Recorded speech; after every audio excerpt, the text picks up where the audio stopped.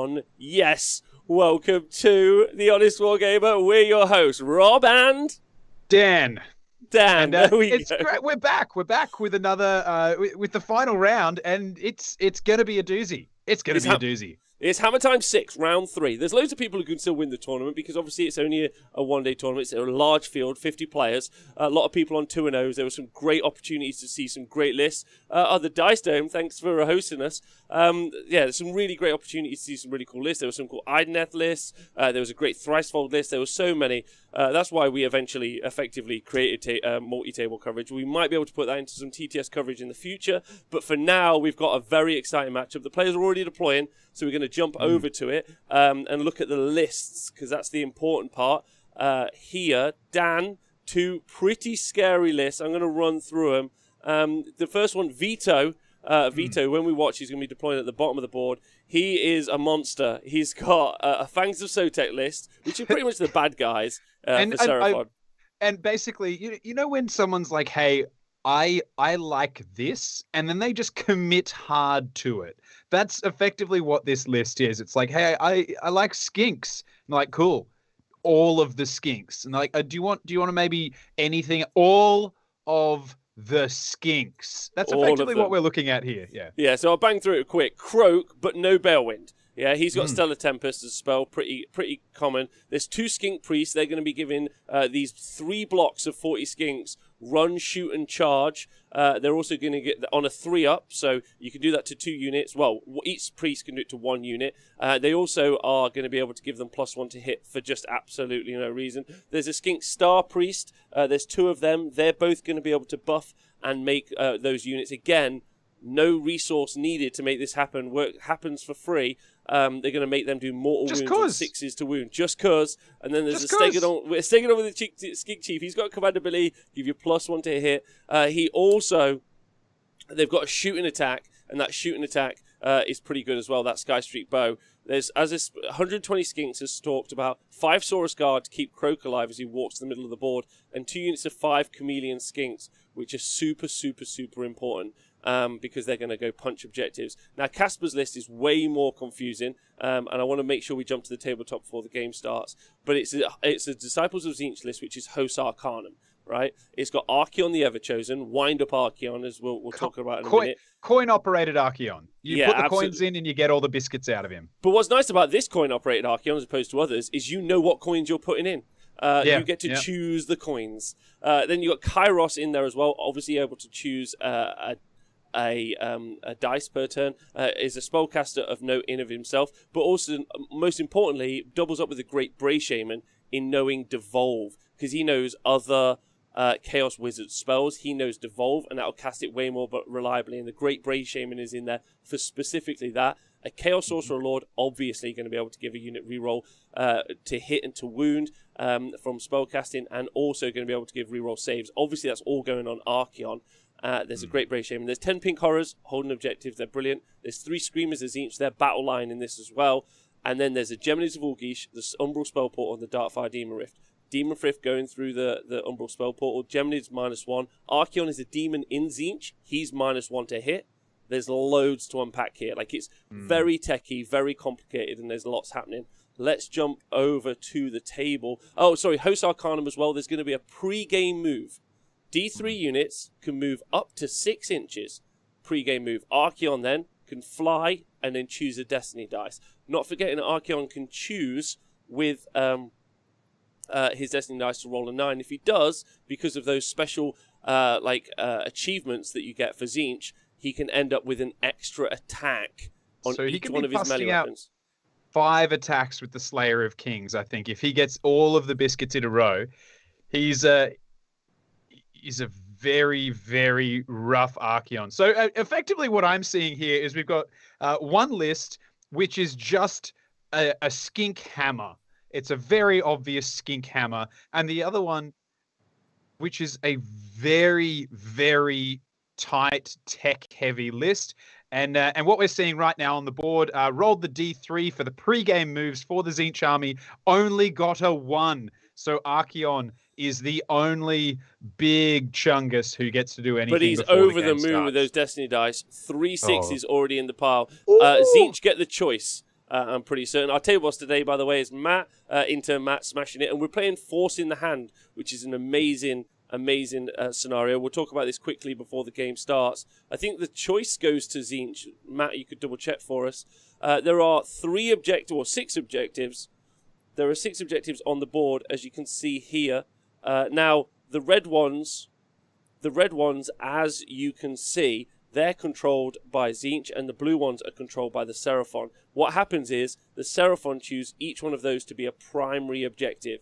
The Seraphon in this turn, they choose which one's going to be the primary. That's worth 3 victory points to the enemy, and the others are worth 1. And that's why it's forcing the hand. They're saying to you, Dan, they're like, which one of these do you wish to have? Yeah. And it's a really interesting little technique as well, right? Because sometimes maybe if you've got the points to spare or you have to risk it to take it home, you could say that an objective you don't think you're going to be able to hold is the primary because you want your opponent to commit to that one and move units out of position for a late game pickup of something else. There's a lot of deep diving that goes into it. I love this mission for that reason, for being able to go, I want you to go for that one. And then it's the very typical drunk idiots at a bar moment of looking them dead in the eyes and be like, go on, do another shot. You won't do it. And then it's like, oh, yeah, you bloody well, right, I'm going to do it. And so that's effectively what we're going to see here. Well, so there's loads of things to unpack here about exactly what we're seeing. So Archeon has got loads of abilities. He's going to ignore spells on a 4+, which is good because he's a demon. Croak, who's right there on 7 wounds, he with his Saurus Guard, who are effectively ablative wounds, he's there and he's like, hello, by the way, I do 3 mortal wounds per casting of my Deliverance of Itza spell, which Archeon's going to want to ignore. So he could do up to 12 mortal wounds to Archeon in a turn and take him out of those 20 mortal wounds. However, there's so many things to unpack here. What you're rocking is that Chaos Sorcerer Lord, as you can see. He is going to be able to unbind a spell, like automatically unbind a spell in the first, third, and fifth battle round because he's in Hos Arcanum. So this is this chap here, as you can see. So that's massive for being able to shut down Croak. Destiny dice for being able to shut down Croak. Kairos. Can we talk about something that might shut down Croak even harder and faster? And as Chris Seeby is saying in the chat, Slayer of Kings on Croak, put the frog in the sword. With 2 6s in that Destiny pool there, could we, okay, this is what I would be asking you. If you're going first and you're Zinch, are you putting Archaon into the 2 big blobs of skinks and hoping that they don't run away? Or are you putting Archaon into Croak and just ending his life, but knowing you're probably going to get shot to pieces with bolt spitters afterwards? Yeah, absolutely. Like there's tons of stuff to unpack here. Mm-hmm. Like one of the really important things that you may forget about when you're playing against this Seraphon list is that of course you're playing against Fangs of Sotek, right? Fangs of Sotek is phenomenally abusive, oppressive to play in a whole bunch of ways. As we just talked about, whole swaths of these units. So there you can see the Skink Star Priest and the other Skink Priest, and they're here. They're going to make one of these units run and charge, yeah, and then be able to shoot and still fight. There's loads of options and do mortal wounds. Now, you just think, okay, well, that's not a problem. Apart from then another unit, yeah? So as you can see, these 2 units here, they can do all of that, but you could just teleport one of those units. But the key part here is, if you charge them, parting shot, yeah, the command ability, you shoot with everything, with all your buffs, and then you run away on a 4-up. Yeah? It's awful. However, it's I want to play the game, but I don't want to have to play your game. Yeah. Yeah. It's so fast. As Grinaldi said in the chat, and thanks everyone for joining us live. 6-inch pre-game move, 6-inch pre-game move, 14-inch move is 20 inches, and then charge, and then you can just do a 12-inch charge. So you've got a 32-inch threat range with Archeon. Yeah, it's horrific. Yeah, but he doesn't want to charge into those skinks because if you shoot and then run away, Dan, you can't fight them if you've run away. Funnily enough, no, it's very hard to fight something while you're running away. You know what I just very hard for me was noticing another element of this Tzeentch army, which I did just find in the most unlikely of places. Now, obviously, the Realm Shaper engine is in the Tzeentch half of the board, and I would guess that Tzeentch chose that half of the board to keep the Realm Shaper away from the skinks. However, garrisoned inside that Realm Shaper engine is a Great Bray Shaman. Is he in there? He's in there like swimwear. And yeah, if we're just having a look at him there, he's nestled away in the powers of the engine, probably ready to devolve some skinks. Though to be honest, I don't know how much closer to tadpoles you can devolve a skink. I mean, they're as close. They're as close as you can get. So, a question we've had in the chat is no Lumineth. Lumineth, if you press events, Lumineth aren't doing overly well in this event, or at least they're not necessarily in the vie-off for taking the event out. There is a Lumineth list, but there's a whole bunch of other stuff available here. And also, can we quickly talk about that this event has a character that I would like to dub Yeet Jesus, which is the Kraken Eater that has yeeted an objective 12 inches twice. So henceforth shall be known as Yeet Jesus.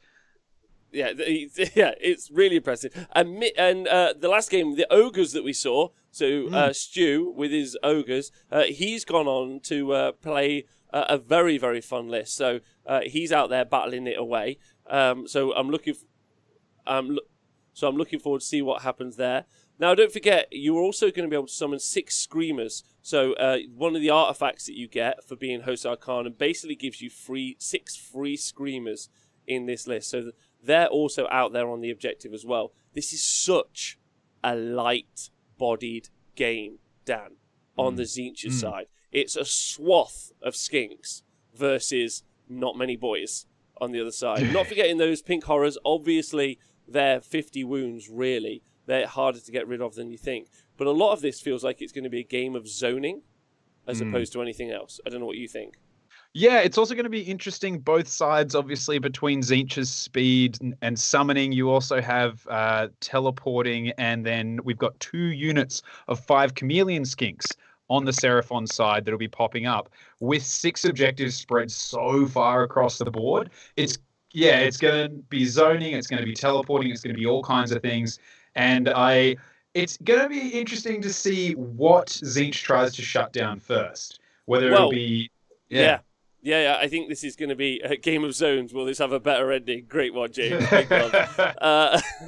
So a lot of people thinking this game's going to be over quickly, but honestly, there's a lot of love. You can type !list in the chat, by the way, if you want to see the list. But Owen, who's been meeting a lot of these players who we've known from around the world, has got a lot of love for Casper, who's playing the Tzeentch list. He seems very confident that Casper at least will give Vito a run for his money, and he didn't think that it would be over particularly soon.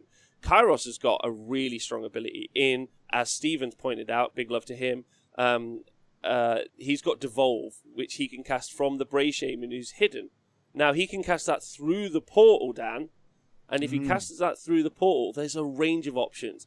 Imagine pulling that Croak fella towards you. Away from the Sora's guard, and then eating his face. What about pulling the skinks away from the characters so they can't do parting shot? Yeah, and so also let's remember pulling skinks and units off objectives. When you have 6 objectives on the board, suddenly Devolve and pulling units around is going to be huge. Yeah, there's loads of options. I'm very excited to see what's going to just happen in this hero phase, and then we're going to be hearing from Owen about what's happening at the rest of the event, because there's some big matchups and he's going to take us through it. Just keep us up to date, Table Boss, if you could, with what's gone on. We've just heard a reroll saves has gone on to Archeon. So he's got ocular visions on him. So he's now on a 3-up rerollable save, 4-up DPR, 4-up ignoring spells, and any 6s on that DPR against mortal wounds. They're going to flash you a mortal wound back. So survivable. But when you do, and he also heals when he does damage in combat with the Nurgle head. So, there's ways for him to heal up as well. He also loves eating wizards. Let's remember, suddenly that Tzeentchian head's going to eat some wizards and get some wizard powers. Yeah, he does it like eating wizards as well. So There's loads. I don't think anything else has been cast so far. Oh, there we go. Portal's gone down, or he's going to attempt to cast Portal. So Sorcerer Lord has also got his spell off. So we've had rerolls to hit and rerolls to wound also on Archeon. So he's got the combo. Reroll and save, reroll and hit, reroll to wound. Portal's gone down, and I would not be surprised if we see 2 6s come out of the pool right now to cast a spell. Yeah, I don't know about you, Dan. Like, but if you've got the combo of Portal off, you're not going to take the next one and just defo make it happen. Yeah. Oh yeah, for sure. And especially when Croak had Seraphon with such strong unbinding, and board-wide unbinding as well. But yeah, look at that he's measuring. Croak. He's measuring. It's Devolve is 18. I'm almost certain Devolve's 18. So I'm not. It looks like he's not in range here to get Croak. Right. Still do some naughty things to those skinks. Yeah, maybe. Or Tzeentch's Firestorm, maybe? Maybe we could be looking at like a Horde killer? Yeah. Though for certain, like in that Destiny pool, we'll be saving a 6 and a 3 for a 9-inch charge, at least on Archaon, to give him an extra attack. It's going to be interesting to see what happens in this first turn. There's a lot of commitment here. Twitch chat, what are you thinking? This is the one, Casper's friendly host. Pardon me? It looks like we're seeing the back unit of Skinks. Ooh. Interesting. Okay. Interesting. Odd. Yeah. I would have thought you'd pull the front unit of Skinks because that way they'd be further from the characters. But there's must be, maybe it's to make room for summoning? Who even knows? This is Tzeentch. This is the problem with Tzeentch. Oh, actually, there you go. That would be why, because the back unit is blocked by the location of the front unit, so they're going to have to move forward into there. Right, okay. There you go. So now that gets him closer, right? That gets him closer to the charge, potentially. That's interesting. Is he even going to throw Archeon over? I feel like he was. Don't forget there's the agenda as well. The agenda that's going on. Which is going to give +1 attack on Archeon. That's going to be a thing. There's so much to unpack here. He's already got 4 summoning points ready. The Seraphon are already sat on a command point. They're going to Kairos has a button changing ability. You know, like he gets to change one roll too. So, I know. It's quite exciting. It's quite 5 spells. So we've seen something. So that's Devolve cast. Bringing that Bray Shaman in with Kairos is a really nice pick in this army. Archeon's also a demon as well. Now that demon is able to, because he's in Tzeentch, is -1 to hit. So as well as everything else we talked about, -1 to hit. Yeah, so as you can see here, so Dan, this unit that we've seen pulled out of range here is now away from his 2 supporting buff pieces. You know, we talked about the fact that there were going to be 2 units that could run, they could charge, or you could teleport one with all the buffs. Now he not anymore. Now he's only doing it to the left-hand unit. So this unit that I've marked on the table as red, they're the only ones that are going to get buffed up. And the blue guys, you're just straight losers. You got no mates, basically. You get to stand here and probably have awful things done to you via the coin-operated Archaon. I think that it's where other Archaons are. You remember those little games that the things you did as a child where you'd put like 20p in or something. I don't know what. I don't understand your money over there. But you put in Australia, you put like 20 cents. You'd turn the crank and you get like a little random toy in a little like plastic capsule, like a round Kinder Surprise thing, and you'd be like, oh, I got a fake little ring or I got a slinky or whatever. There's Archaons that are that. You put your money in and then sometimes you get a cool Archaon or you get an awesome one. This is the Archaon where you know what you're getting. Unless he fails to cast Geminids, which is what he just did. I'm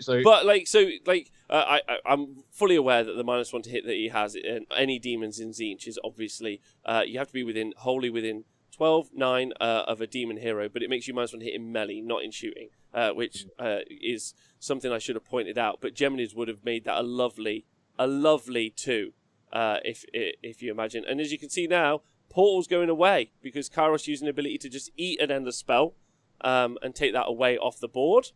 Interesting. Just really wanted it for the the devolve, and now it's gone. Well, that's that's a good move, because that way it brings it back next turn when they want it. Yeah, without having to waste a spell next turn. So I mean, this bottom objective, as you can see, there's a counter on it as well. This is the primary objective. So this bottom one is worth 3, as opposed to the other 2 that are worth 1. So, but those screamers, they were summoned this term. They're still able to move as well. So that's going to be pretty key. And then also don't forget, now Archeon's flying over. That 1 CP, means, Dan, we talked about needing the 9 to charge. If he gets a 9, or if he picks a 9, he's going to be in, and he's going to be able to attack. Also, he's not going to be able to parting shot more than 1 unit, because he's only got 1 CP. That's it. But there's also the other option we could see with Archeon here, which would be a long bomb charge aiming for that middle unit of skinks, and then if they parting shot, the pile in taking Archeon into Croak.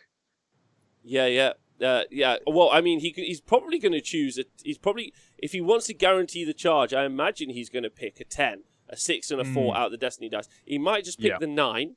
But yeah, if he succeeds at the charge and they parting shot the unit on the right, he can just decide to pile in and attack the unit on the left. Either way, fully buffed up, rerolling to hit, rerolling to wound Archeon is going into a unit of skinks and taking them off the board turn 1.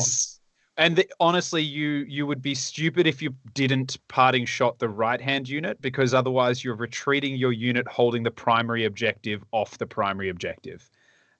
So meaning that Archeon would just stand there and be like, oh, so I just get this.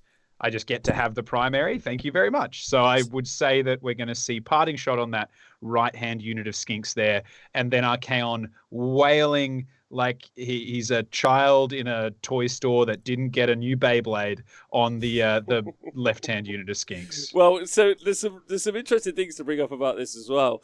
Specifically, Mamday in the chat, big love to him, has pointed out the fact that it's an interesting trade in points. Both units of skinks, that's 480 points versus 800 points for Archeon.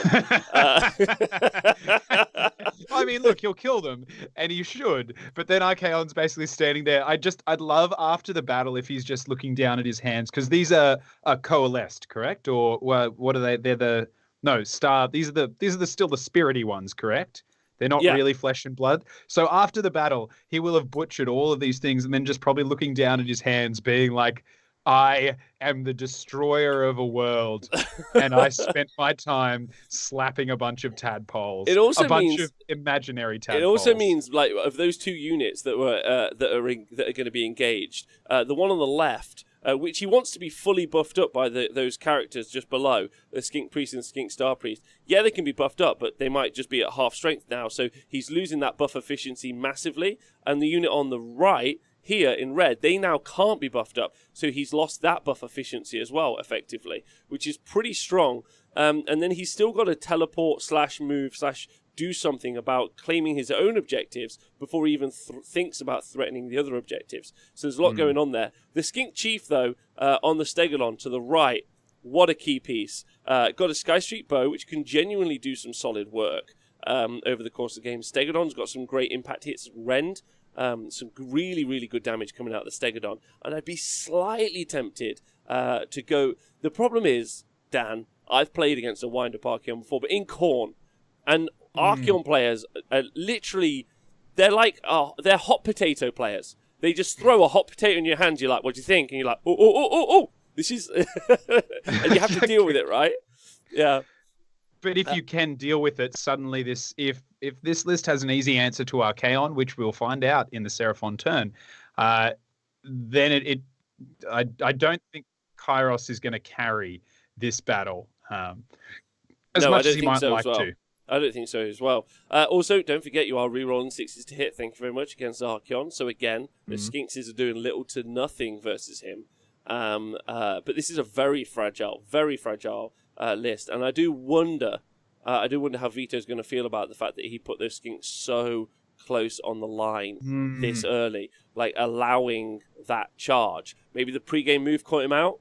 There's definitely an option there, but he's going to go on. Oh, I was just going to say, but that pre-game move, even wasn't a huge amount. I don't think Archaon would have needed that pre-game move to get in with those units. So it's it'll be interesting. Yeah, it's going to be. Yeah, I mean, he's definitely going to choose that. Look at those screamers. Look at the pace of those screamers flying across the board. He spent the CP to make that 6, as you can see there. So that's the CP down. So now they're on that top objective, pushing Vito and putting some heavy pressure on turn 1, meaning like, look, you need to get over there and deal with. Oh, and Vito's also chosen that for one of his auxiliaries as well. So that's a big play there. It's just hyper aggressive. The screamers are so good. Like we saw the heart renders in the first game, Dan. That fly and also that very big movement is so useful. And they're 80 points. They're 80 points for 3 screamers. They're battle line. They're brilliant. Or you can buff them up and you can have a load of screamers. And then they can fly over wizards and they can do more. They can do damage to monsters. And I'm a big fan of that. There's some real good options in this book, and you see a lot of Host Arcanum. I'm not saying I've been banging on about Host Arcanum for a while, but I have. They're in a good spot. My question would be this though: if let's say you or the chat or whatnot, if you had this, you're in this position where say Archaon can choose to nix off a chunk of the Skinks or Croak, which of those 2 threats is bigger end game? I mean, if it wasn't Archaon, I mean, Croak is a significant threat to everything on this board because of that 3 damage. He can put 9 mortal wounds into 3 demon units in a turn. Yeah, not including dropping mortal wounds at range. But Croak is very interesting. He's cheap enough to put it on, and the fact he hasn't even got a Balewind means he's even cheaper in this setup. He also hasn't brought an Astrolith Bannerbearer as well. So there's so he's really gone for cheap Croak. You don't normally see this. Well, I think it's interesting. Hasn't invested all the points to turn Croak into the one-man missile army, and has spread it between the Skinks and between the Croaks, multiple threats, which I kind of like. Yeah. He's he's mainly there for his command ability, not his command ability, but his ability to generate CP. I mean, he's also tanky. They've also spent, there's also some Saurus Guard there, so there's another extra 100 points put on him. But the idea of there's another list I saw, maybe at this event or an event from last week, where it was Croak and it was just 2 units of Saurus Guard, And so he was just a bit more survivable. So it was clear that the plan was just throw him into the center of the board and move him up. Normally people are more cagey and keep him at the back, which I find quite interesting. So doubling down into those ablative wounds for the same points. But he's definitely not here. It's definitely all about that Skink command ability, and it's definitely all about all of the output that you can get out of these Skink units, because it's horrific. It's really, really good. It's like just looking at 2 cheap Skink heroes with a relatively cheap block of Skinks, it's an insane force multiplier. It's barbaric. But there's some key points that we haven't seen right now, and that's because they're camouflaged, and there's those 2 units of 5 camo Skinks that are going to be somewhere else. Yeah, so they could drop here onto this back objective and start to threaten these screamers. They could drop into that top objective. They can drop here and take these screamers out and start to really whittle down those small fragile units. But we have seen the Destiny Dice charge roll here. So that is a 10-inch charge. So that means he's going to have achieved his objective, which means he's going to get bonus attacks on his melee weapons. Right? Dropped with a big meaty thud onto the table as well. Just that weight of a digital war dolly ready to chop up some Skinks. Yeah, it's going to be interesting. Whether or not we're going to see that CP used now, or if he's just going to keep both units in combat. I imagine he's going to pile into this unit at the bottom, the one that could receive all the buffs. I think that's going to be important. And then, Croak. But you did ask me the question, what do I think is more important? I think the Skinks are more important than Croak. Yeah, Croak is situationally good is definitely the wrong thing to say. He's very, very positive. He's also obviously got his ability to do Comet's Call at range. So being able to just rain down mortal wounds is also very valuable to units across the board, especially if he wants to pick off... these 2 units of 3 Screamers are going to be really annoying unless he's got ways of dealing with it. And then once he does, this list that we're seeing here is yeah, Archeon can be wailing on stuff all day long, absolutely, and you can't really slow him down, so he needs to be dealt with as well. But if you could also pick off those small outlier units that score for you, they're really valuable. That's why you see a lot of Sentinel, you see a lot of Lumineth Realm Lord lists with those couple of units of Dawn Riders. They do really well into units. They're great into clearing out, not whole hordes, but starting to whittle them in. But they're also great for holding those objectives. Tens, what else are good? Marauder Cav are a good example of something we see do that job a lot. Aether Wings are another good example of units we see that do that job a lot. Just little units that just are there, basically, and grabbing stuff. Yeah, I'm keen to see what if Croak goes down, I don't see a late game answer for the Screamers. The Chameleon Skinks, while they're great at popping up and picking up objectives and things like that, I reckon they could do some good work. Oh, so he's putting attacks into both units. Ooh, interesting. I thought he'd dog on one whole unit. Have we seen Parting Shot used or not? We'll find out if we've seen the CP. I guess the thing is, I believe we saw a lot of shots being used, but I'm not sure if we. But besides the point, with only one CP, if Archaon does a reasonable amount of damage to each unit, you can force the Battle Shock to be at least taken on one, which might be the goal there. Oh, goodbye, Skinks. We hardly knew ye. So that's Slayer of Kings. Do we know if Parting Shot was used or not? We'll just ask Table Boss. So the Slayer of Kings not quite being used on Kings today. So he didn't use it. No, he did use it and he missed it. Yeah, he did, but he missed it. So that 4+ didn't work, and that's the Slayer of Kings going in there. So no CP, which is why Archaon's splitting it, because there's no Battle Shock immunity going into these Skinks. Yeah, that's exactly right. They'll be one done and run. Well, they'll be trying their hardest to stay alive, but I wonder how many he's going to get rid of all on his own. I think that's going to be the interesting factor here. There we go. So very few CP left on that board. It looks like half the unit taken away already. That's phenomenal. Just Slayer of Kings as well. Yeah. It's pretty hardcore. Pretty hardcore. Not forgetting these guys. They've got a good bravery stat, but they're not looking to lose these guys in this volume, really. And then also the important point here, he's going to be -2 bravery coming out of Archeon as well. So that's going to be And then Kairos could, if Kairos really wanted to be a dingus, which I don't think you'd waste it on a Battle Shock, but could change the Battle Shock roll to a 6 just to mess with them. Can you imagine?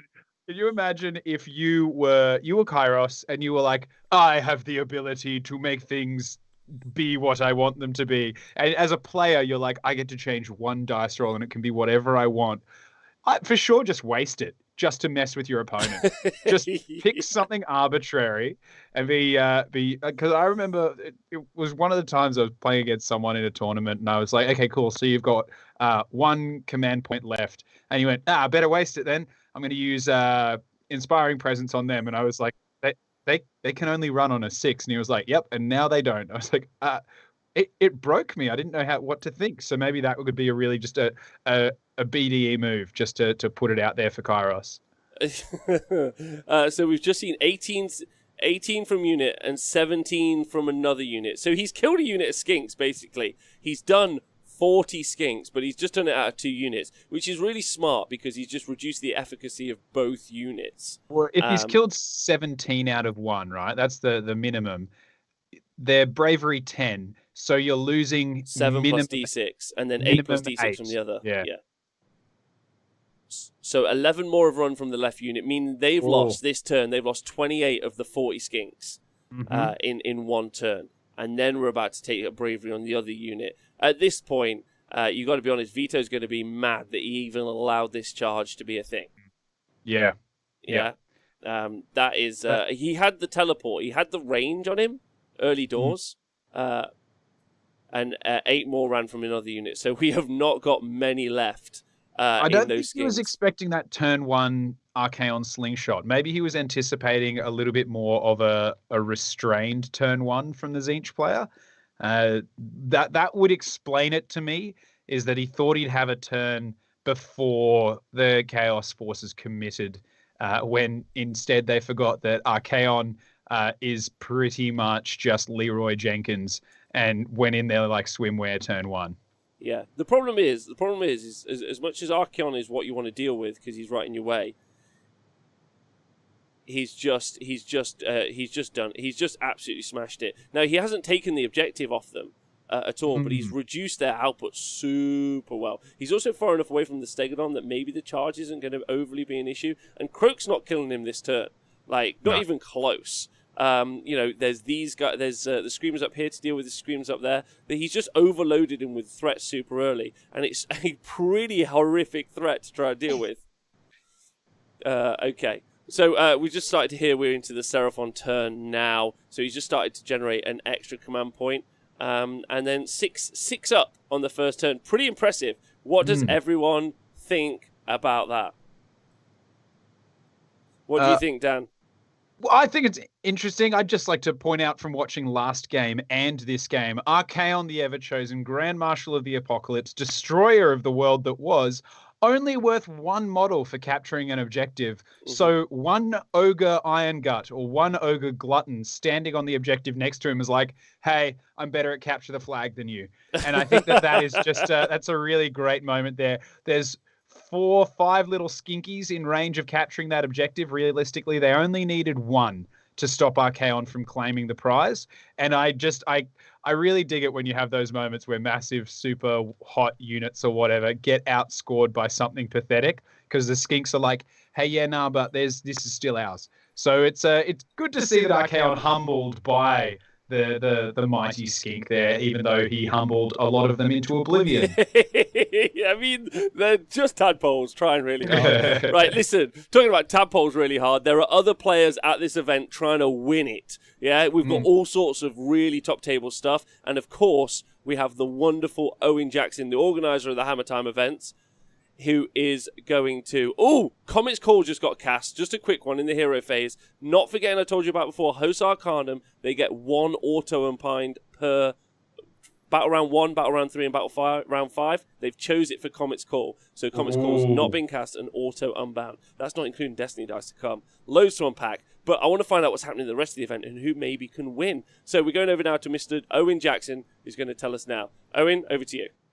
Cheers, Rob. Yep, thank you. I'll keep it short and snappy because that's a really exciting game you've got on the go. So I'm just going to cover the games that, where there's people who are vying to take out the tournament. So there's quite a number of players on 2-0 at the moment. There's 1 minor win in there. So basically, I'm going to look at the top. We're looking at the top 6 tables. So there's 12 players that could still win. Obviously, you're covering table 5 at the moment, which is Casper and Vito. Basically, we've got table 6. We've mentioned it a couple of times. This is Stephen Follows, again, with a Host Arcanum Zinch list. He doesn't have the Shaman in there. I'll have to check and see what he switched up. But I know that he was very much inspired by Casper. They may have played, and he's bringing this. So he's facing off against a relatively standard OBR list. This is Inferno with Catacross, a couple of catapults, and a big block of Death Riders. So that's table 6. Table 4, we've got some good old-fashioned combat. So John Cately, a regular of all my Hammertime events, he's doing really well today. He's got a couple of wins with an Iron Jaws Iron Sons list with a load of brutes. I'm not sure if you viewers remember that from the list show we did. He's on table 4 against Antu, who you saw in the first round. So Antu won his second round match against Adam. I'm going to call him Adam Memeford from now on because he beat up the Liberators. And now we're going to go to table 3. So this is Petari, fresh from that win against Daughters. He's taking his double Leviathan against Stuart's Iron Guts. Table 2 is Daniil with the double Demon Prince and Kairos inside of a Slaves to Spoilers. So a lot of tech going on there. He's facing off against Jonathan Anderson with an Ideneth list. And then table 1 is the Thricefold Profoundment with Be'lakor. Jake Russey is running that again into another Archaon, this time as Slaves to Darkness, Host of the Ever-Chosen. We've we've got 3 Archeons across the top 5 tables, so I'm incredibly happy about that, obviously, because he's great. And obviously, you've seen in the stream game how much work he can do. A couple of people asked about Lumineth. Now, the reason we're not seeing those in the top 10 is just they've all lost at least one game. And similar again with the Daughters of Cain, a lot of those lost a game each.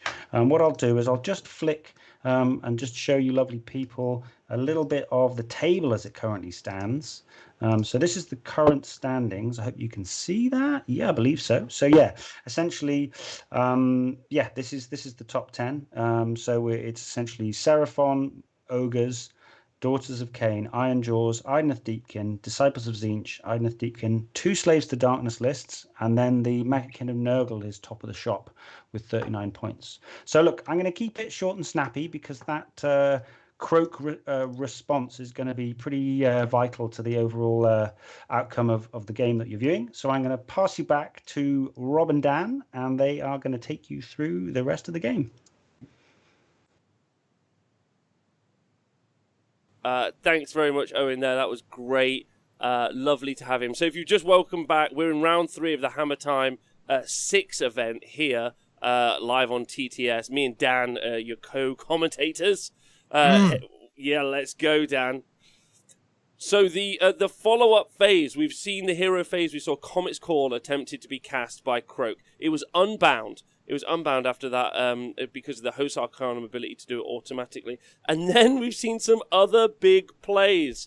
Both abilities on the Skinks for +1 mortal wound to go on 1 unit, and then +1 save, and also run and charge has gone on. And then he ran a unit of Skinks, and it didn't go very far.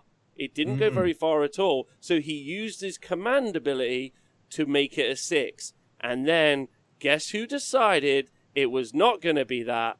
It was going to be something else. Big boy Kairos turned it to a 1. Old mate was like, you slow your roll there, and you just take a moment, because this you standing around while my boy Archaon comes and chops you up.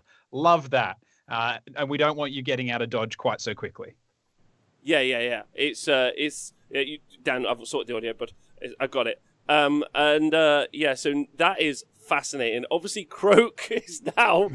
There's a frog not far from the Lord Grand Marshal of the End Times there. Yeah, he's looking at him and he's like, hey, this might be a poor place for me to be without a 20-odd skink shield. And honestly, look, those 5 Saurus Guard, I am not saying that they're bad at their jobs. I'm not saying that they're dedicated. I'm not even saying that they're bad models. I may not be a fan of all of the Lizardman range, but I dig on the Saurus Guard. However, 5 Saurus Guard, I don't think they could protect Croak from anything on the Chaos side of the board, except maybe a direct combat assault by the Bray Shaman.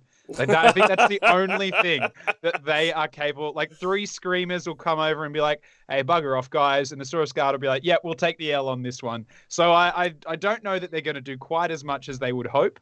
They're probably very brave about it. There's a lot of shouts for put the frog in the sword in the chat. Put the frog a lot of shouts for put the frog in the sword. Now, interesting the choice that's been made here by the Seraphon to intend to go after, it looks like potentially going after the pink horrors, but that might not be the case. It might just be all piled into Archaon, which is going to be super interesting. We're dropping those chameleons. So there's those 2 units of camos. They're looking to go into cover. There you go. So going into cover and then on a building. And then they're going to be looking out to take out those little units of Screamers. I expect to see them replicate that. Unless the priority roll goes to Tzeentch, in which case those Screamers can go over. Screamers have got pretty much down a pathetic amount of output in close combat. Unless with the Lamprey Bites, unless you start going into monsters. Or, more importantly, fly over wizards, in which case you do some mortal wounds, which is kind of spicy. It's not going to kill the frog, but it is kind of fun for space sharks to fly over and murderize some dudes. I mean, it's one of the few apex predators we humans have that's above us, and that's flying sharks, because obviously they quite often give people a bit of a nibble when they're in the water, but fair enough. That's where they live. But yeah, all those flying sharks that keep savaging the Australian coastline. It's hard when they can strike you at any point in time, and that's why we have such a small population in some areas of Australia, because sky sharks are giving us their little lamprey taint bite. Yeah, it's a really exciting matchup. I'm looking forward to this game loads. I want to say a big shout out to everyone in the Disciples of Tzeentch WhatsApp chat. Big fan of those guys. They're all weird, creepy odduns, Dan. As a Tzeentch fan myself, as you know that I am, watching this weird and wonderful army play sometimes does make me super happy. And I've been a big fan of Hosar Khanum for a while. Oh, I just need to apologise for flipping units over. Matt, if you could apologise to players that I didn't mean to flip their units over. I love that Rob, you gave yourself access to it, and then just use the flick tool. There's a tool that literally just lets you like punt things across the table. Just do that to Archaon. Let's see what happens. So just so everyone's aware, there's 2 6s left in the Destiny dice pool, which is pretty rubbish. Ultimately, yeah, I wonder what those are going to be used for, Rob. I don't think it's the sword though. I mean, maybe put the frog in the sword. Put the frog in the sword. Wait, should we maybe explain that for the handful of people who might not get that reference? Yeah. Please explain it to people. So, Archaon, Grand Marshal of the Apocalypse, Lord of the End Times, and Destroyer of the Old World, possesses a very special sword. It was a pretty blunt sword, wouldn't you say, Rob? Up until recently, for a very, very long time, the sword was Rend 1. It wasn't even as rendy as some characters' shields, which were Rend 2.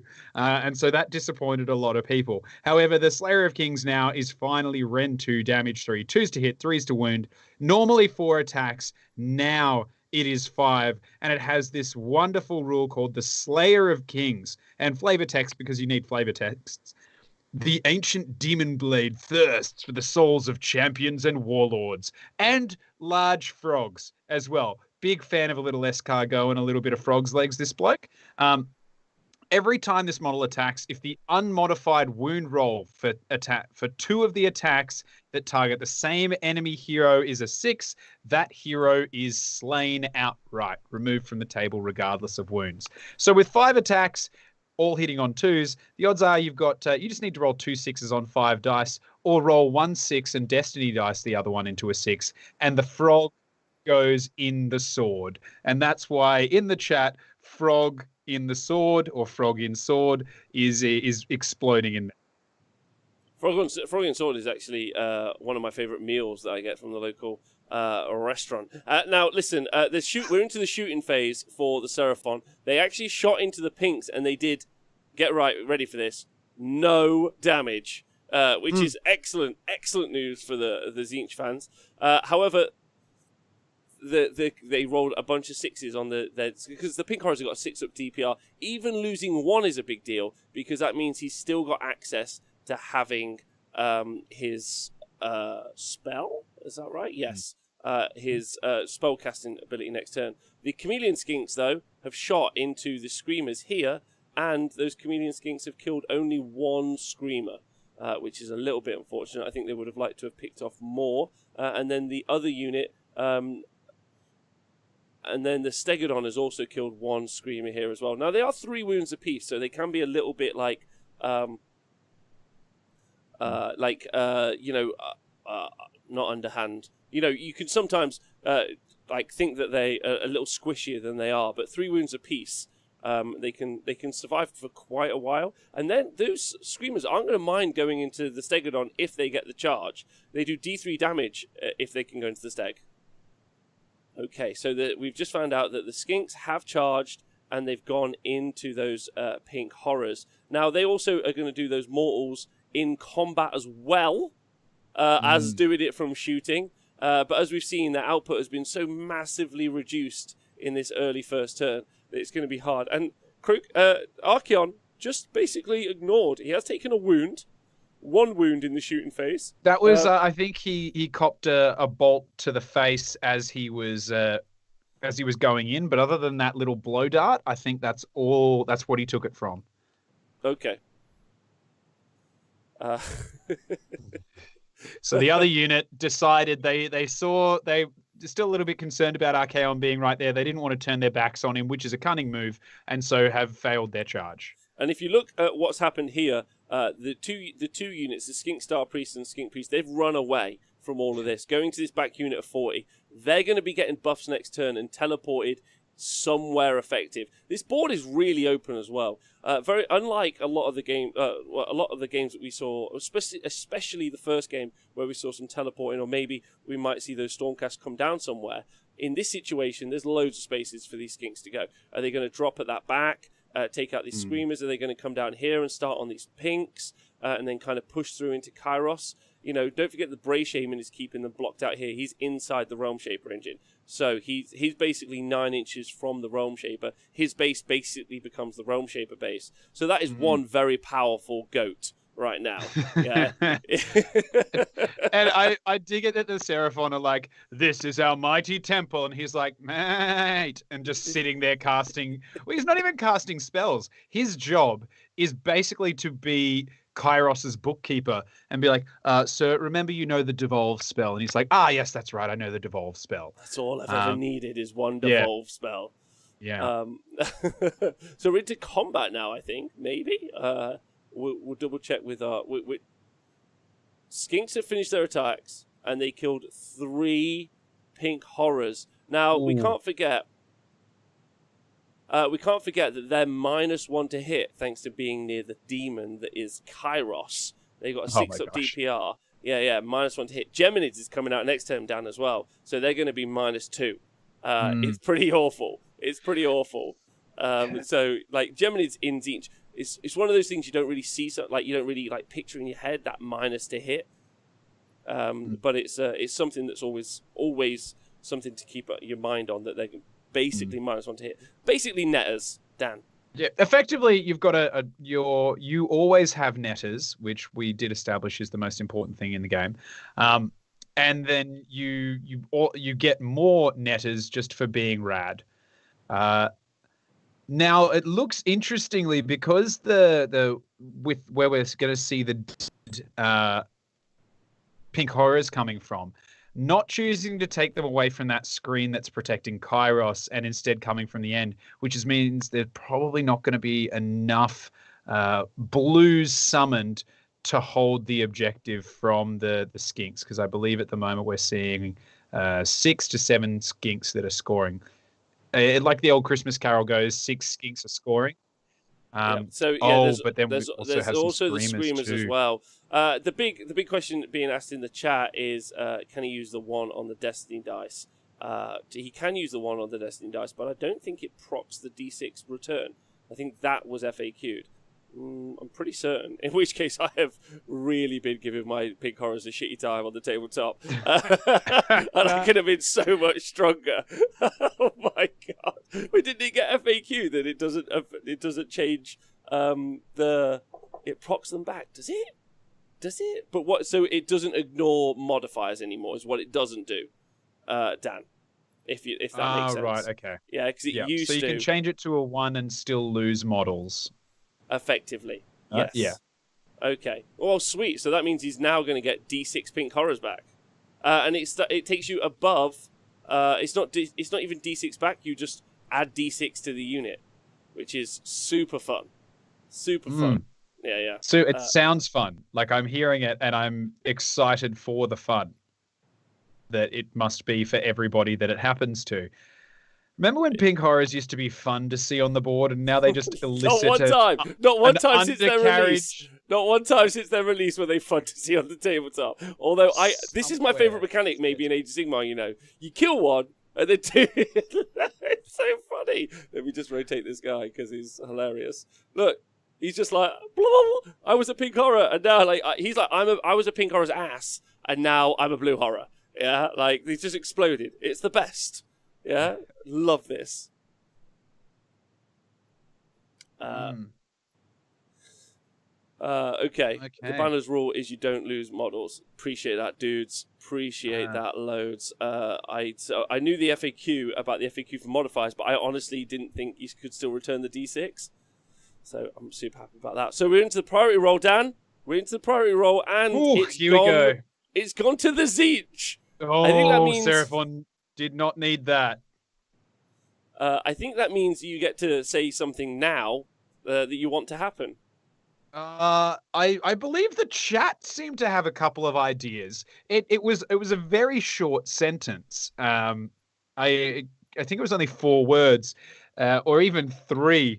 But it's frog in sword or frog in the sword. I don't even know why he's bothering to do a hero phase. We all know, don't we, chat? What we want to happen is that we want Archaon to go over there and put the frog in the sword, and all of this other buggering around is just, it's a waste of time, really. Don't worry about the rest of the game. Put the frog in the sword, give yourself a high five, which is just clapping, and then head on home because you've done everything you need to. That's all he wants to do, right? You just get that frog in the sword, and it's available.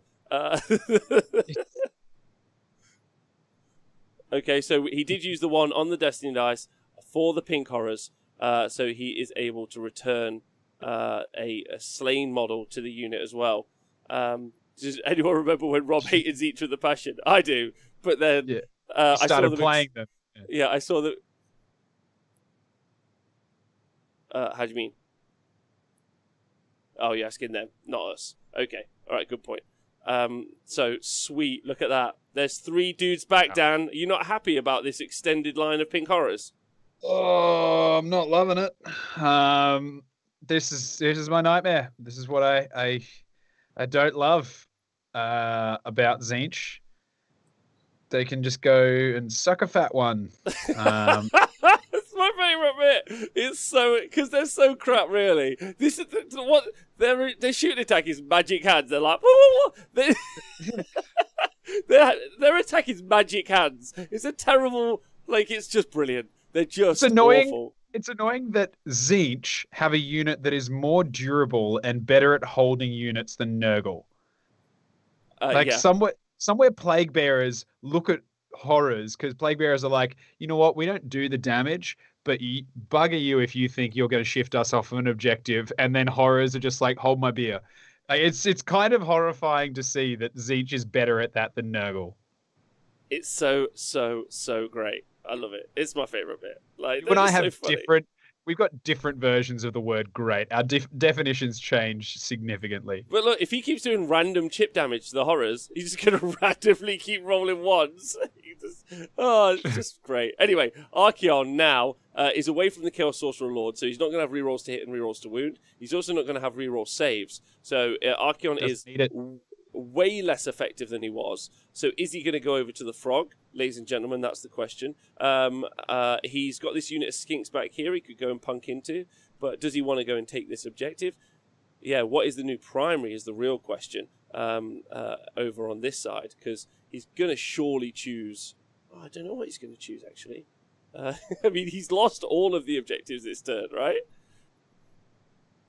I can't... Yeah, I can't see, which one do you choose as the primary? Surely the one that has 6 skinks and a 1-legged duck defending it, and then you just pray that, I don't know, Archaon double ones for. Dan, there's been a suggestion in the chat that doing live coverage makes you become the thing that you hate most. And maybe that's true. At one point, obviously, I was demonstratively angry towards Zinch and the ability to pick Destiny dice. Mm-hmm. For instance, earlier on, the fact he just picked a 10. Old Rob would have been furious. But now I'm like, how good's that? You don't even have to think. You just choose a result. Yeah. And then, Dan, you obviously once a noble dwarf player. And now you just play scummy elves. So, maybe commentating and watching these games does make us the very worst versions of ourselves. Ever thought about that? Or possibly we're just living in the darkest timeline.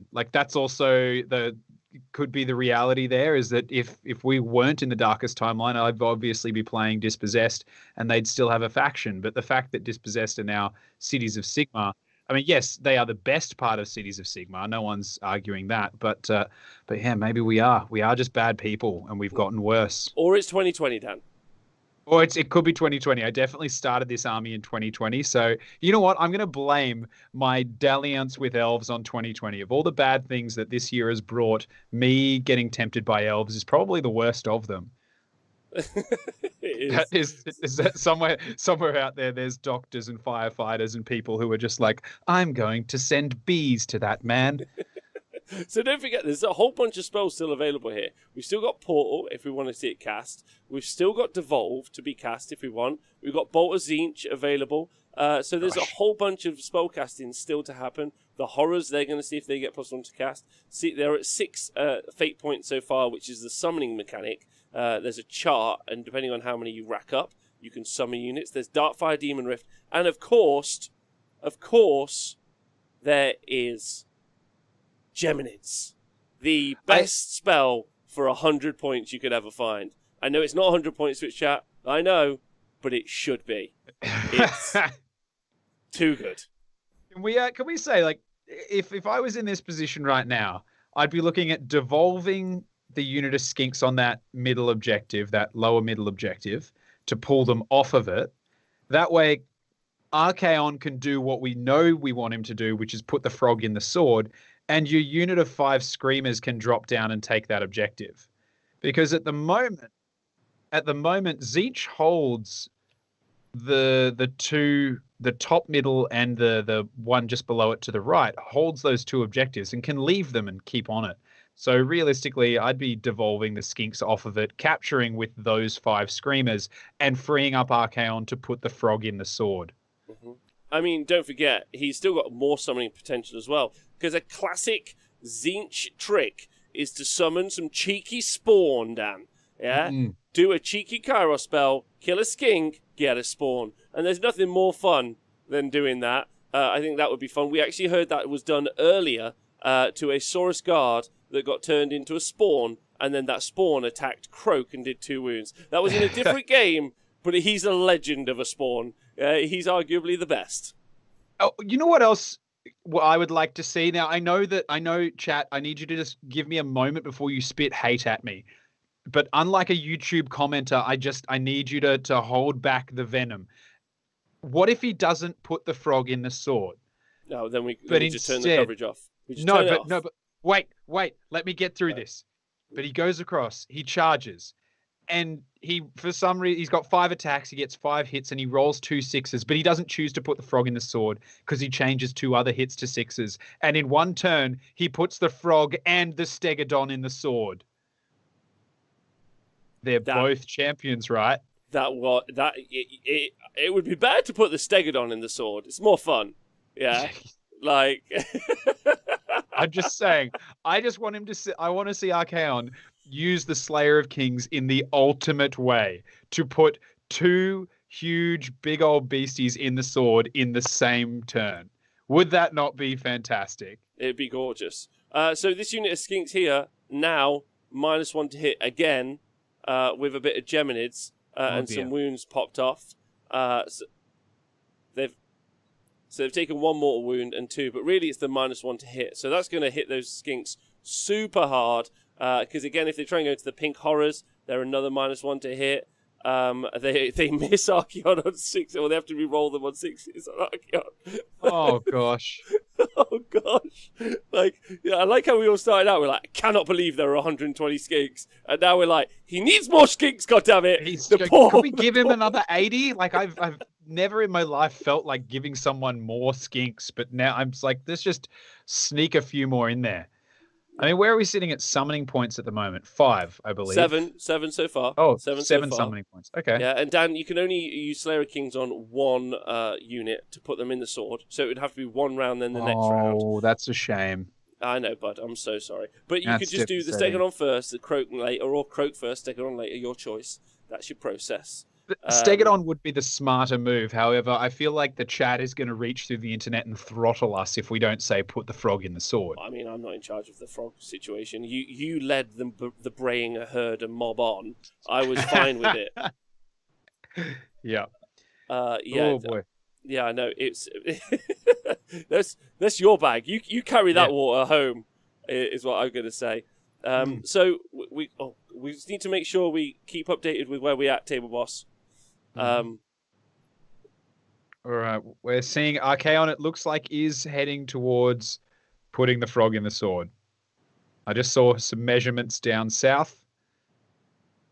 Let's see. Okay, so they're just checking unbind. So it's a tense game of magical supremacy, which kind of makes sense, right, Dan? Two armies geared up for some magic strength, and there can only be one winner. Yeah. It feels like Croak is outmatched. It does feel like he's outmatched, because it's a whole faction versus his one big brain, his one smooth power. He's not used to facing an entire army that does this, so he's a little bit chonkers, but that's okay. He's going to end up in a sword soon with a bunch of other like disembodied souls, and he'll have lots of people to talk to about that then. I wonder how many people can fit inside the sword. Is it like Mary Poppins' bag, like infinite things, like just keep dragging stuff out, or it's like a Gargant's underpants, just bottomless. Infinite, absolutely infinite. It's a shame we didn't see any Gargants played there. I would have liked to have seen that. I'd like to see some Realm Lords play. All I can say is I've had a great day doing coverage. Thank you everyone very much for joining us. Dan, thanks for being here. My and pleasure. Table Boss Matt. And I can't wait to either do more coverage like this or just more coverage in the future. Watching these games is just always so much fun, especially with the chat involved. Well, most of the time, like 5 out of 10 times. Right, okay. I mean, I'm a big fan of the chat, but then every now and then I look across and I see them giving me crap about elves, and I'm like, that's right, I hate you. But largely, like, you gave me crap when it was beards, you give me crap when it's elves. The only thing that I don't get anything about is playing more tribes. So I think I just need to commit to that, just to give myself some breathing room. No, well, fat shaming's not allowed. That's the answer. Right, so talking about a man who is so svelte that he probably is made mainly of salad. It's been 9 hours of coverage, so that's what you get. I'm going to introduce you to T.O. and roaming reporter Owen the Man Jackson. Hey guys, just a really quick one. I just couldn't not let you have a little bit of a Slayer of Kings update from another table, because obviously we've got 3 Archaons rocking around on these top tables, all looking to put things in swords and generally have a lovely time. So yeah, over on table 1, so this is a big game. You've got Jake Russey's Maggotkin of Nurgle, the thrice-fold Befalment against Victor Canavas with a Slaves to Darkness Archaon. So Archaon's gone in. He's got his rerolls, hits and wounds. And yeah, you're looking to put the frog in the sword, and I'm calling it, he's put the slug in the sword. Rotigus has jumped in. It's all bilious and overflowing. What? Yeah, Rotty's in.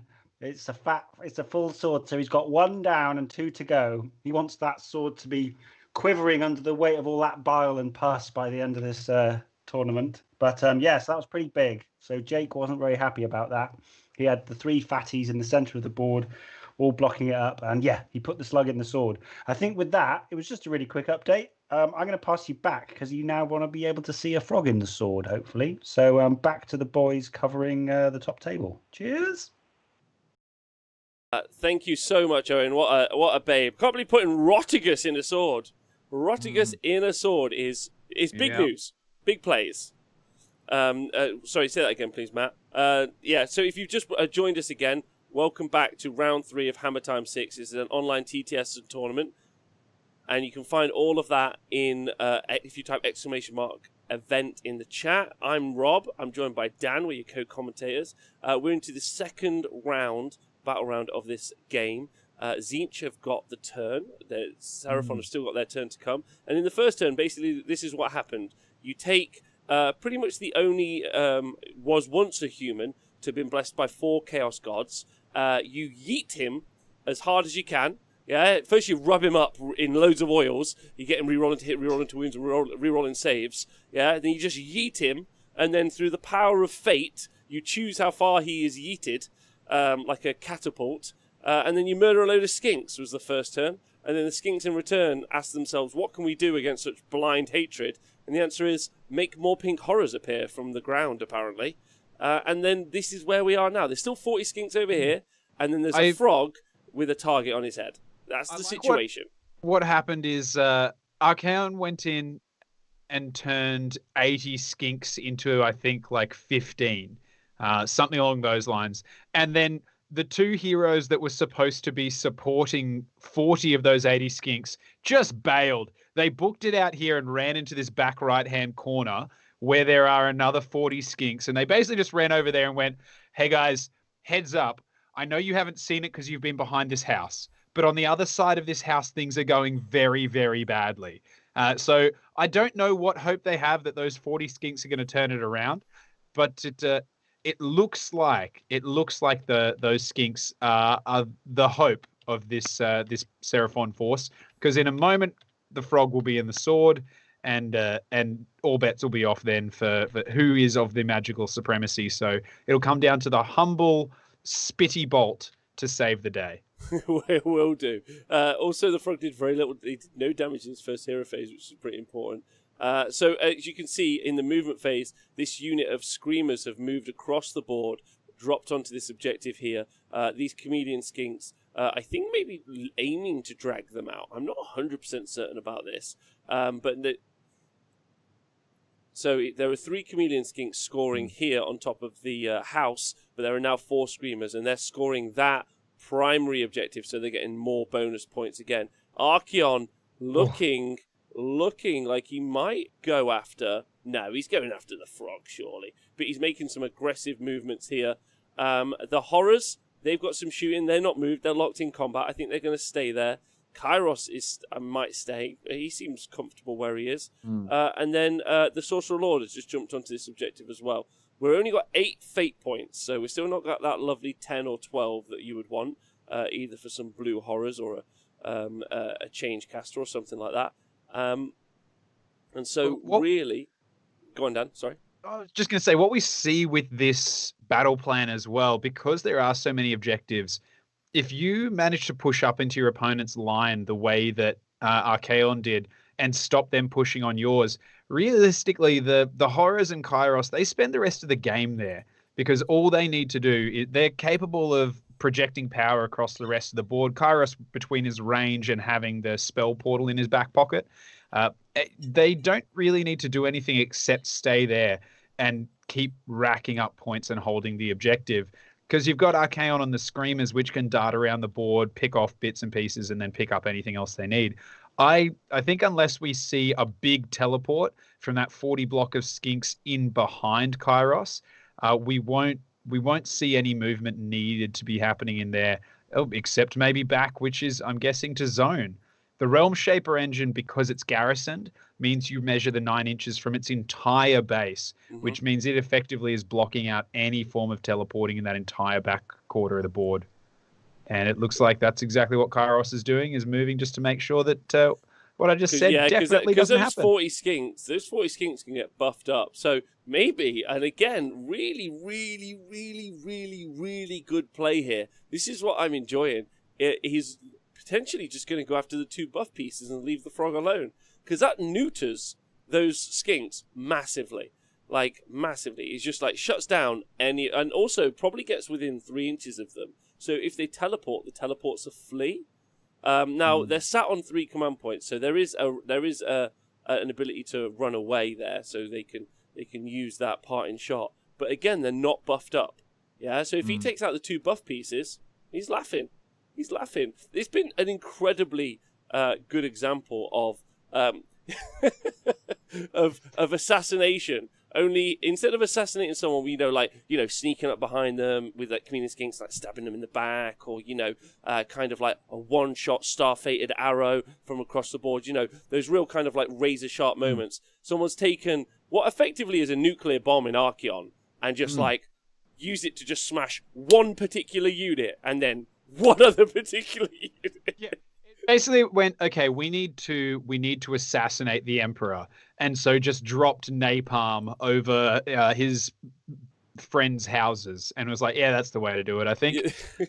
So it'll be interesting to see. I personally, and I'm with you, chat, I hope he puts the frog in the sword.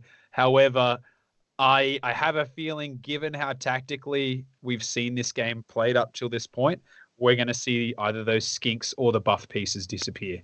So 6 more skinks have been lost to shooting from the horrors here, who've got a ton of shooting attacks, 3 shots per pink horror as well.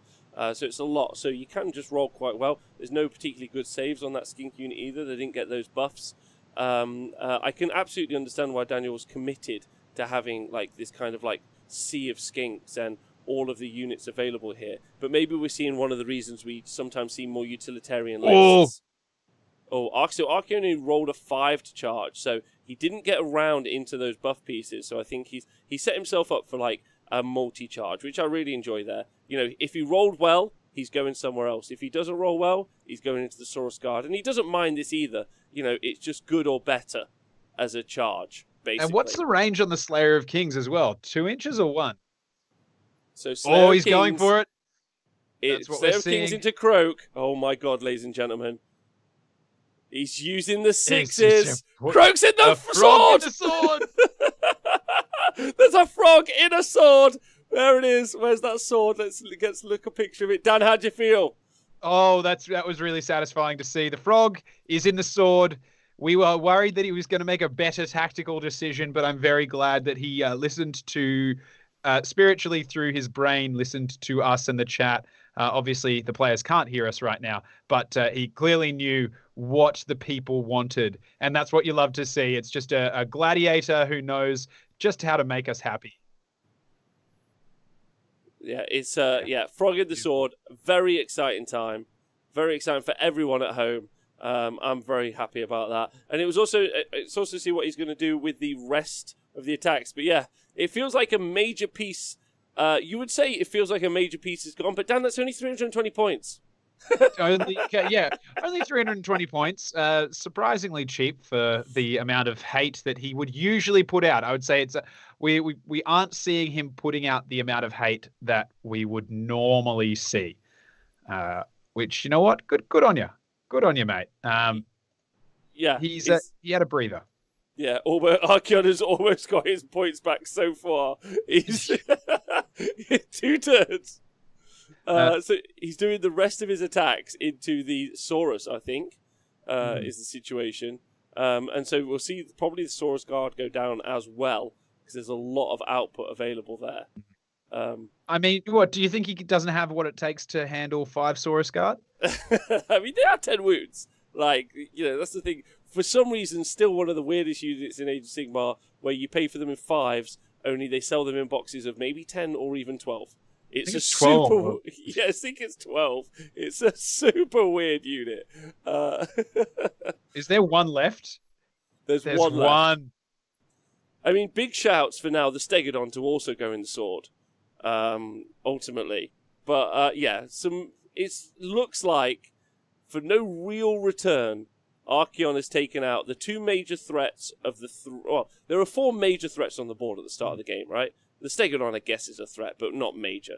It was the 2 units of 40 skinks, and it was the frog. By turn 2, he's taken out 3 of the major threats, or neutered them, so that they're useless. Pretty incredible, right? He went to them and he was like, you are not having more puppies, and just like gave them the old trim, snipped off the bollocks from them, and just took out all of their power. Wow. I mean, again, like, while it's quite fun that we knew the frog was going in the sword if he got there, it smacks a little bit sometimes, because you're like, okay, you could just choose it, which is a bit like, it's far more fun if he'd have rolled it. Okay. And then I think we have found out the Seraphon have conceded, because you cannot win without a frog, Dan. What do you think of that? I didn't see that one coming the way that it played out, to be honest with you. I thought that we were going to have to see a really, really tight and I thought we were. I thought it was going to be so close. From Siege. I was like, oh, mate, they're going to be pushing poop uphill with their bare hands, Zinch, but I feel like they've got the tools to do it. And instead, Archeon was just like, don't worry, I've got this, and just went out. And it turned out, unlike a lot of people who say I've got this, because there's no better way to not have something than to say I've got this. Archeon did got this, and he got it so hard that he pretty much single-handedly carried the battle. Yeah, so if we just for people who've just joined us, we'll let you know what happened here, and I'll just draw it on the screen so you guys can kind of see, and I'll take you through how it played out. So effectively, there were 2 blocks of skinks here, which were, they had some support pieces. I'll do those in red. They had two support pieces which were all ready to buff them up, give them run and shoot, mortals on 6s, and they were all available. However, what happened with Archeon is he got a pre-game move to about here, and then Kairos through a portal. And Dan, do you remember? So Kairos was here, and through a portal which he put out into the middle, he did measure over to where the frog was to Croak, but he didn't take that, did he? He instead avoided doing that, and instead what he did was he devolved this unit. Oh, hold on, let me just pick the right pen mode. He chose this unit. Oh my God, Telestrator, come on! He chose this unit here, and then devolved them forward up. So where they ended up was about here. Right, and then that meant Archeon, who had been at the back for the while, he came over, charged into both, used a Destiny dice, and because he then achieved his mission, or I forget what it's called sometimes. Agenda. He achieved his agenda. He got loads of extra attacks. He got rerolls to hit. He got rerolls to wound, and then he punished and basically halved these two units of skinks. And at that point, he'd taken out two massive threats. So they were unable to do anything. They failed their parting shot. And then from that point on, it was pretty much just, mop up. It really did feel like those two units of skinks. After that, they moved across the board to try and deal with stuff. They did nothing to this unit of pink horrors. They did nothing to Archeon. And it was pretty much all over. So pretty insane, really. Yeah, I absolutely, knowing the output of a Fangs of Sotek list, I didn't for a heartbeat think that it would go quite down this way. It were well put in the chat as well, is that misplay and deployment for the Seraphon cost them quite a bit. Whether not predicting or expecting the pace and the speed that Archaon could go turn one, really ended up being the Jiminy juice that pulled him out of the place. And I can see where that came from, because you didn't want to be too far up the board and you wanted to be able to put pressure on early with the speed of Skinks. But unfortunately, didn't reckon with the pace of Archaon and gave him too many opportunities right at the get-go. Yeah, it was a big deal. And there was some really we're back on screen now, Dan. There was some big things to remember there. Devolve was a big one, and of course that pre-game move for Host Arcanum, and it's D3 units as well. So he only got the one unit, which was obviously going to be Archeon, but Kairos could go forward. So when we didn't measure to the frog, Dan, it's interesting because I wonder if we'd have got Kairos forward an extra 6 inches, if we'd have seen Portal actually go on the frog, bring the frog forward, and Kairos eat the frog, which arguably in this situation was a worse setup for him. Because taking those skinks out was huge. I would say that, in my head, I think he was almost lucky that the frog wasn't in range and so didn't go for that play. Because I honestly reckon that if Kairos had been within range of pulling the frog forward, Archaon would have... And yes, I know we wanted to see the frog in the sword. I completely understand we want the frog in the sword. But I think that would have meant that Archaon would have turned around and been shot to absolute bits by 120 skinks, which could have potentially brought him down. So I think that going after the skinks in this piece was the right move, because they were a bigger threat later on. Absolutely. I agree with you massively. I want to say massive thank you to the Twitch chat, for everyone who's joined us today. Thank you to Mamdare for donating 500 bits. Everyone who's followed us and subscribed, you guys are great. It is over, and it's an overwhelming victory for Zinch, which is pretty impressive. And now this is only one game, obviously in a tournament where there are loads and loads of games happening, and there's loads of people who potentially can take out the event. You also have to do your agendas. Okay, yeah. There's loads of other matches, and we are going to hear about those matches in not too long. From our man Owen, who's organised the event. TTS is super simple if you've never played it before. Just for everyone at home to download. It's on Steam. It's once you've bought it, it's like it's free basically to play, and you can play your games. And during COVID, for me, I've almost felt like it's been a whole day of coverage, Dan. The only thing I miss is the atmosphere. Yeah, it's and spending insane amounts of money on the stalls and things like that. I miss that, and I miss going around and having a drink with everyone. But oh, baby, for being able to see some War Dollies played, you know what I was surprised by is how efficient these players played their games, and I'll say credit to them for people who knew how to do it. And everyone knew they'd clearly put the practice in to at least understand how to quickly do it. It doesn't take a lot of effort. The one thing that I am disappointed that we didn't see is any table flips. For those who have used TTS, there is in fact a dedicated button for flipping the table, and Tabletop Simulator is the only time that I will accept people flipping a table because there's an undo button. So you can flip the table and then just be like, oh, actually, that was a bit of a dick move, undo. And in life, sometimes with my personality, I'd love to have an undo button as well. Unfortunately, I worry that I'm going to take that back to real events. Now, talking about a table flipper, mainly because I'd flip a table to get near him and give him a cuddle, is Owen Jackson, the organizer of Hammertime. He's going to give us an update on what's been happening at the rest of the tournament. Over to the man himself. Thank you very much. Oh, I'd flip a table and come and hug you if we were allowed to, Rob. You know that, man. Or maybe throw a tape measure at you. That'd probably be better, actually. So yeah, it's an interesting one. We've had a little look around. A lot of the games haven't finished quite as quickly as what your game there that you're streaming has, but one that has finished, and it's another Host Arcanum Zinch list going 3-0 as well. So this was Stephen Follows. He took out the win against Inferno's Ossiarch Bone Reapers.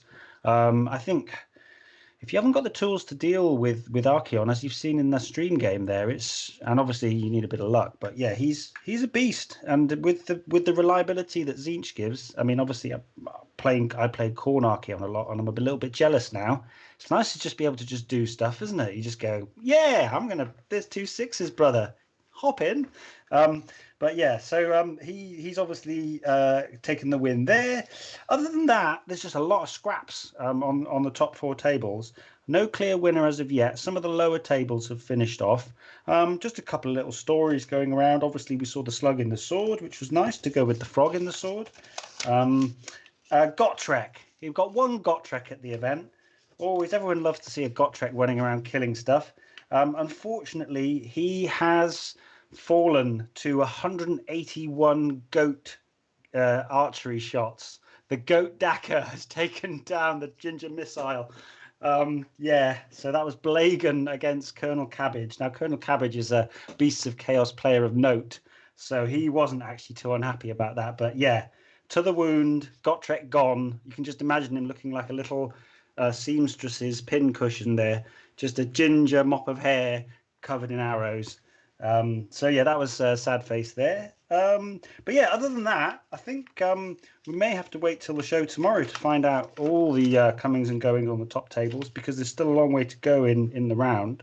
But yeah, that's kind of it really. Zinch Archeon is really good. That would be my summary. And Idoneth doing really well, actually. The Idoneth lists seem to be, I think Peter's Idoneth against Stuart's Iron Guts. I think the double of Iodon, they were really being used as bully pieces. I think he may get the win there. But long way to go. I think I may just about make it to the end.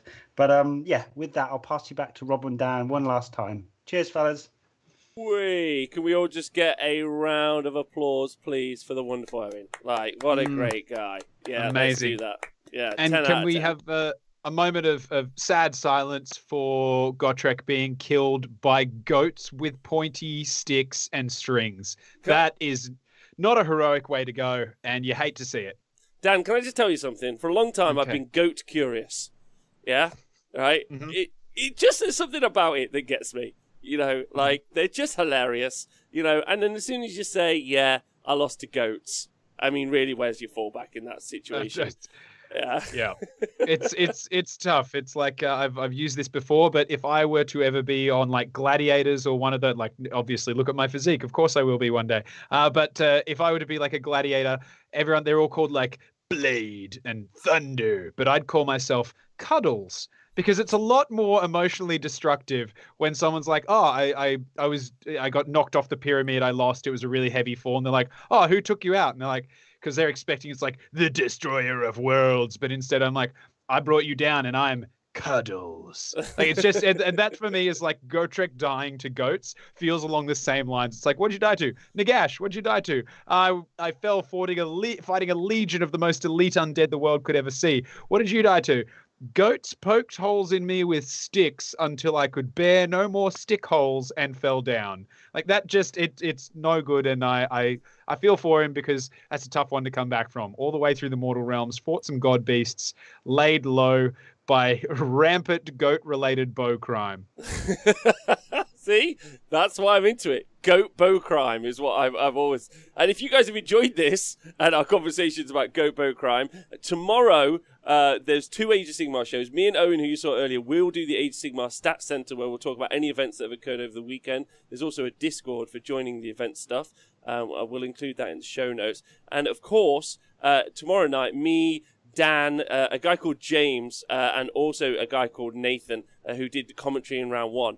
We all talk about Age of Sigmar every Monday, so you join us for that. If you have enjoyed this, I think our plans are to do some more coverage, actually. We talked about this a little bit off air of TTS events. Obviously, we do coverage generally anyway, either through the Honest Wargaming or the TSN. So if you fancy supporting us in any way, for instance, buying us a coffee or jumping onto Patreon or subscribing, any of that would be real sweet of you.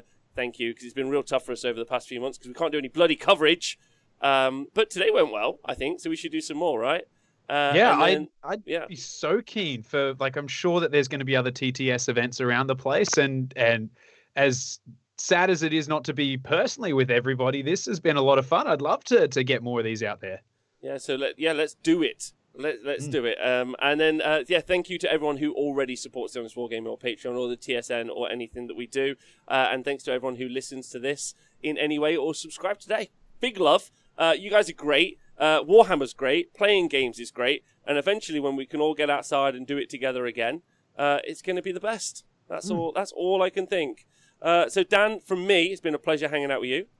Oh, I've been absolutely divine. I've missed this with all my little heart, and this has probably been the most exciting thing that I've experienced in a long time. I mean, just looking at your beautiful face and having your liquid ear words poured into my skull is always welcome too.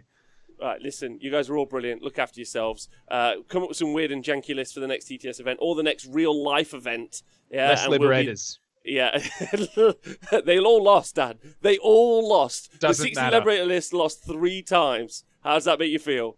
Okay, that makes me feel a little bit better. It does just this much. I'm not ready to love again yet, but I'm ready to swipe right to something. Just not 60 Liberators, maybe 30. Everyone have a great day. Look after yourselves. See you soon. Fuck you, buddies.